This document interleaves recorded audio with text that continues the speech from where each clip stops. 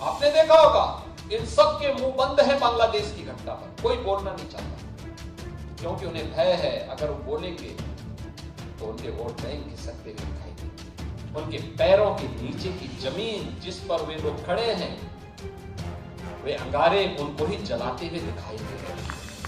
जो लोग दुनिया के अंदर अन्य मुद्दों पर बोलते हैं, मुखर होकर के बोलते हैं, उनको फिलिस्तीन दिखाई देता है, लेकिन बांग्लादेश नहीं दिखाई देता।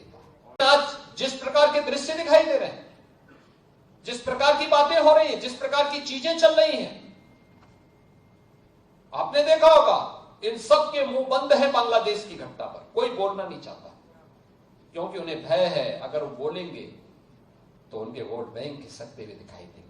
उनके पैरों के नीचे की जमीन जिस पर वे लोग खड़े हैं, वे अंगारे उनको ही जलाते हुए दिखाई दे रहे होंगे, और इसलिए वे मौन हैं, बोल नहीं सकते। जो लोग दुनिया के अंदर अन्य मुद्दों पर बोलते हैं, मुखर होकर के बोलते हैं, उनको फिलिस्तीन दिखाई देता है, लेकिन बांग्लादेश नहीं दिखाई देता। उनको दुनिया के अंदर अन्य जगह दिखाई देती है, लेकिन बांग्लादेश नहीं दिखाई दे रहा है, क्योंकि वहां मंदिर तोड़े जा रहे हैं और हिंदू मारा जा रहा है, संतों पर अत्याचार हो रहा है। और इसीलिए हम सबको वर्तमान की इन चुनौतियों को देखना पड़ेगा। याद करना, 1947 के पहले बांग्लादेश भी भारत का हिस्सा था। हमें ये नहीं भूलना चाहिए।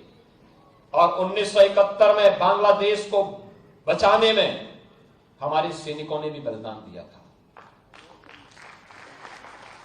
हजारों सैनिकों ने बलिदान दिया था। पाकिस्तान को मुंह की खानी पड़ी थी। पाकिस्तान के 95,000 से अधिक सैनिकों को भारत के बहादुर जवानों के सामने समर्पण करना पड़ा था। और विश्व के इतिहास में किसी भी सेना की सबसे बड़ी विजय थी जो 1971 में भारत की सेना ने करके दिखाया था।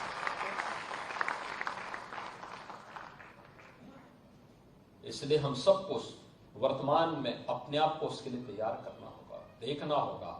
ये देश रहना चाहिए, सनातन धर्म हर हाल में रहना चाहिए, हमारी विरासत का हर हाल में संरक्षण होना चाहिए, और उसी विरासत के संरक्षण की दिशा से ये विकास के कार्य उसके साथ जोड़े जा रहे हैं, उसको आगे बढ़ाने का काम हो रहा है।